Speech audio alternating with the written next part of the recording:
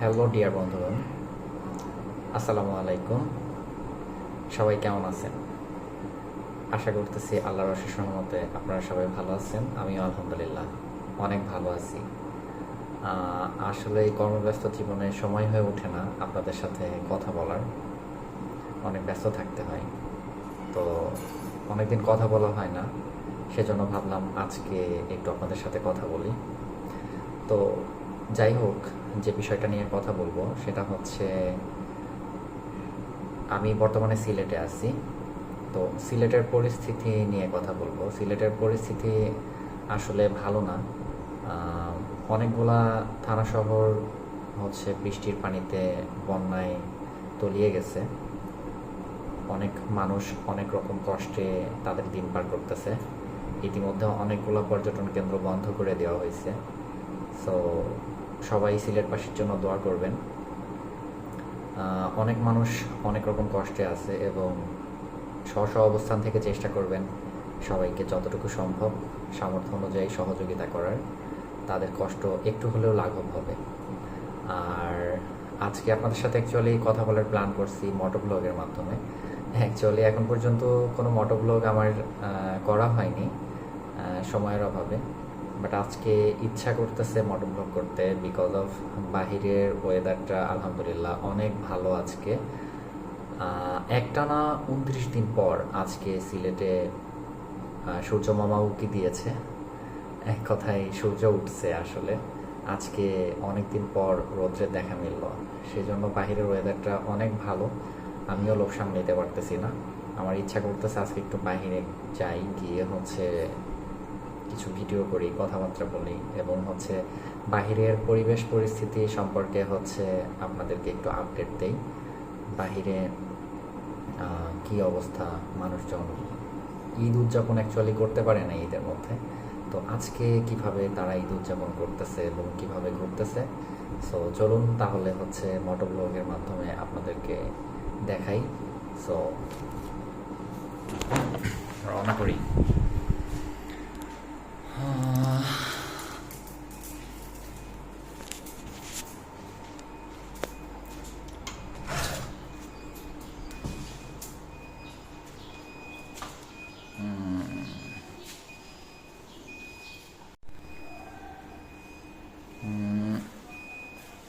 এইটা হচ্ছে গ্যারেজ, আর এইটা হচ্ছে আমার ভ্যাম্পায়ার অপেক্ষা করতেছে আমাদের জন্য। ও হ্যাঁ, ভালো কথা, আমি ওর নাম রেখেছি ভ্যাম্পায়ার।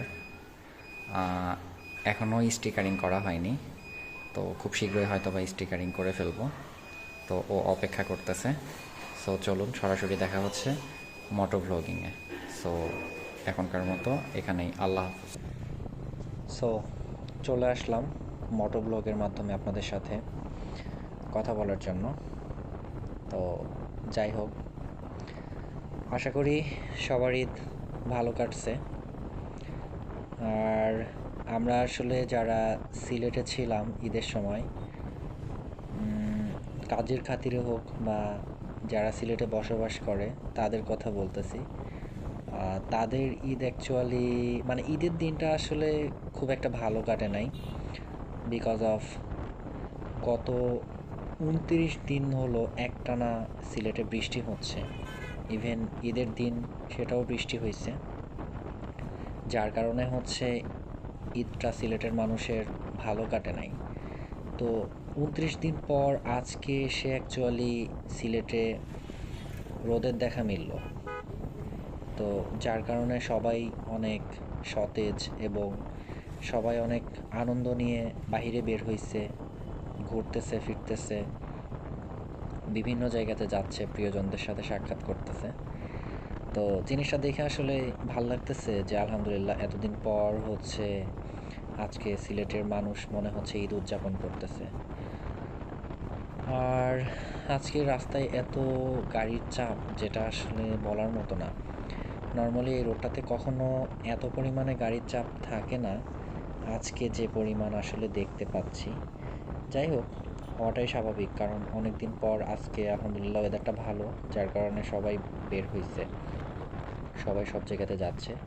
তো কথা বলতে বলতে চলে আসলাম চা বাগানের সামনে। সামনে ও ও ও ও ও বাহ!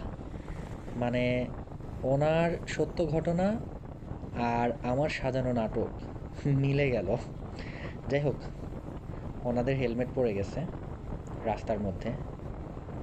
মাঝখানে তাহলে একটা গল্প বলি, সেটা হচ্ছে আ ২ মাস আগে আমি যখন ঢাকাতে ছিলাম, তখন অ্যাকচুয়ালি আমার ছোট বোনকে নিয়ে আমি যাচ্ছিলাম। তো যাওয়ার সময় আমার ছোট বোনের মাথায় কোনো হেলমেট ছিল না। অ্যাকচুয়ালি ওকে বাইকে নেওয়ার কোনো প্ল্যান ছিল না। তো যাই হোক, সেটা পরবর্তীতে হয়ে গেছে আসলে। তো সকাল সকালে আমরা রওনা করলাম।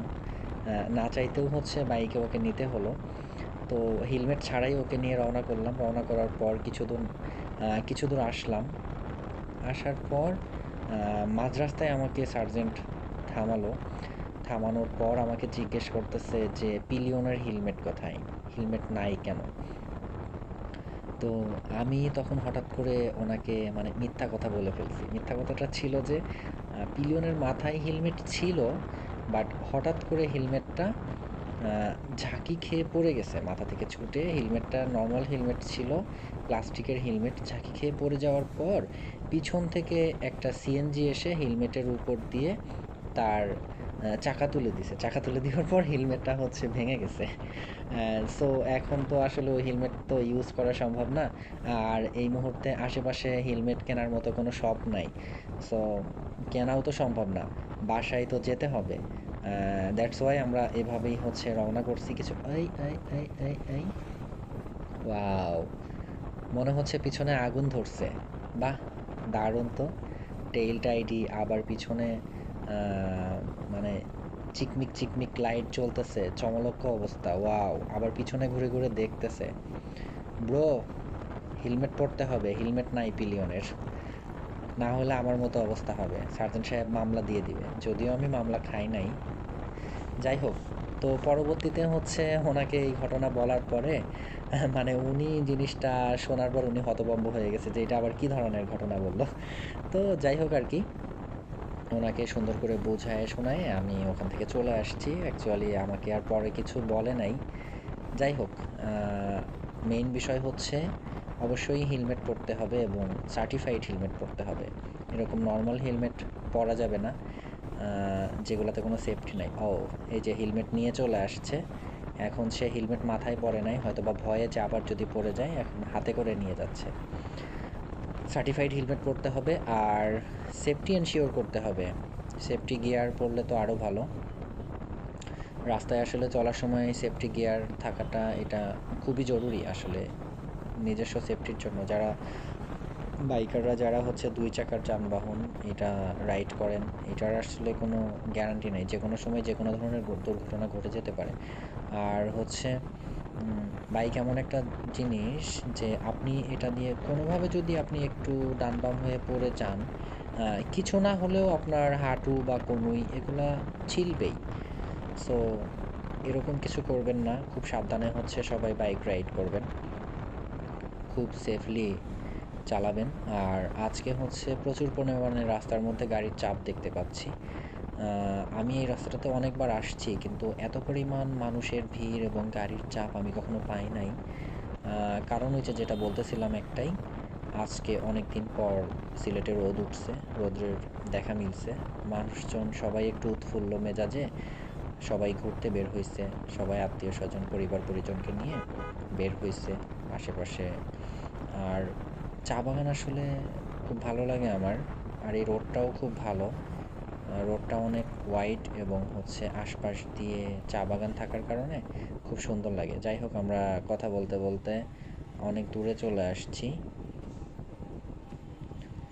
সো এখন আমরা যাচ্ছি এইখান থেকে ডান দিকে। একটু সোজা সামনে গেলে সিলেট ওসমানী বিমানবন্দর। আমরা ওদিকে না গিয়ে একটু ডানে যাচ্ছি। ডানের এই রাস্তাটা হচ্ছে ভোলাগঞ্জ সাদা পাথর এবং বিছানাকান্দি যাওয়ার যে রোডটা, এইটাই সেই রোড। এই রোডটা ধরে গেলে সোজা গেলে বিছানাকান্দি, সরি, সাদা পাথর, ভোলাগঞ্জ সাদা পাথর। আর সামনে যাওয়া অনেক দূর যাওয়ার পর হচ্ছে প্রায় 3 থেকে 4 কিলো যাওয়ার পর ডানে টার্ন নিলে ওইটা হচ্ছে বিছানাকান্দিতে চলে গেল। যাই হোক, এই রোডটা দিয়ে আমি কিছু দূর যাব। অ্যাকচুয়ালি আমারও বাসাতে খুব একটা ভালো লাগতেছিল না। অনেক দিন পর ওয়েদারটা মাশাআল্লাহ অনেক ভালো ওয়েদার দেখে আমারই ইচ্ছা করতেছিল যে ঠিক আছে, অনেক দিন তো ঘরের মধ্যে বন্দি হয়ে আছি, ঠিক আছে তো যাই আজকে একটু গিয়ে ঘুরে আসি, দেখি কি অবস্থা বাহিরের। দ্যাটস ওয়াই বের হয়েছি। তো বাহিরে বের হয়ে আসলে ভালোই লাগতেছে। দেখতেছি সবাই বের হয়েছে, সবাই অনেক মজা করতেছে, ঘুরতেছে ফিরতেছে। যাই হোক, তো এই রোডটা ধরে আসলে খুব বেশি দূর যাব না, খুব বেশি দূর যাওয়ার প্ল্যান নাই। আসলে কোনো কাজ নাই, কোনো টার্গেট নাই, এমনিতেই ঘুরতেছি। যাই হোক, দেখি কতটুকু যাওয়া যায়, গিয়ে হয়তো বা আবার ঘুরে চলে আসবো। আর খুব বেশি সময়ও নেই, মাগরিবের আজান দিয়ে দিবে হয়তো বা একটু পর, সন্ধ্যা হয়ে যাবে। সো খুব বেশি দূরে যাওয়া যাবে না, ঠিক আছে। যেতে থাকি। আর আরেকটা জিনিস হচ্ছে, সিলেটে যারা ঘুরতে আসবেন আপাতত হচ্ছে আসার প্ল্যান করবেন না কাইন্ডলি। কারণ সিলেটের ওয়েদারটা এখন পর্যন্ত হচ্ছে অত বেশি ভালো হয় নাই। আজকে যদিও রোদ উঠছে, কালকে কী হবে সেটা বলা যাচ্ছে না, কারণ কোনো গ্যারান্টি নাই। আর হয়তোবা অনেকেই জেনে থাকবেন নিউজের মাধ্যমে, সিলেটে বিভিন্ন অঞ্চল, অনেকগুলা হচ্ছে থানা, এগুলাতে পানি উঠছে, যেগুলা এখনও বন্যার শিকার হয়ে আছে। সাধারণ মানুষজন যাদের বাড়িতে হচ্ছে পানি উঠছে, তো তারা অনেক কষ্টের মধ্যে আছে আসলে। অনেকগুলো পর্যটন কেন্দ্র হচ্ছে আপাতত সীমিত সময়ের জন্য বন্ধ করে দেওয়া হয়েছে, বা রাস্তার মাঝে কাঁঠাল বিক্রি করতেছে। তো যাই হোক, আপাতত হচ্ছে সিলেটে আসার প্ল্যান করবেন না কেউ, ওয়েদার ভালো না হওয়া পর্যন্ত। যখন ওয়েদার ভালো হয়ে যাবে তো তখন আসবেন, এসে সিলেটে ঘুরে যাবেন। আপাতত আসার জন্য নিরুৎসাহিত করতেছি, কারণ আসলে অ্যাকচুয়ালি ঘুরতে পারবেন না, দেখতে পারবেন না, কষ্ট করে আসবেন, টাকা পয়সা খরচ হবে। সো আপাতত না আসাটাই ভালো হবে। যাই হোক, আমরা আর বেশি দূর যাব না, হয়তোবা একটু সামনে গিয়েই ঘুরে চলে আসবো। আর এইখান থেকে অ্যাকচুয়ালি এই বাম দিকে, এই যে এদিকে তাকালে হচ্ছে এয়ারপোর্টের রানওয়ে, এদিক দিয়ে হচ্ছে বিমান ইউটার্ন নিয়ে ওদিকে ফ্লাই করে। ওইটা অ্যাকচুয়ালি এখন দেখাতে পারতেছি না, কারণ হচ্ছে এখান থেকে পুরোপুরি বোঝা যায় না। সো অন্য কোনো সময় হচ্ছে আসলে তখন আপনাদেরকে দেখানোর ট্রাই করব। যাই হোক, সো আর বেশি দূরে যাচ্ছি না, এখান থেকেই হচ্ছে ইউটার্ন নিয়ে নিব। ইউটার্ন নিয়ে আমি এখন বাসায় ব্যাক করব। সো সকলের সুস্থতা এবং দীর্ঘায়ু কামনা করে আজকের মতো এখানেই শেষ করছি। পরবর্তীতে আবার দেখা হবে। সবাই সুস্থ থাকবেন, ভালো থাকবেন।